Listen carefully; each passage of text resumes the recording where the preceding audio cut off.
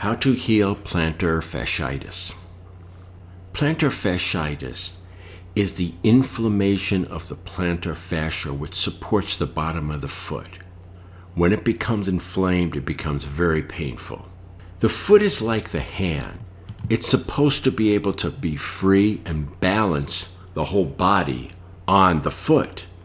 When modern footwear squishes the foot and holds it there for decades, all sorts of problems arise.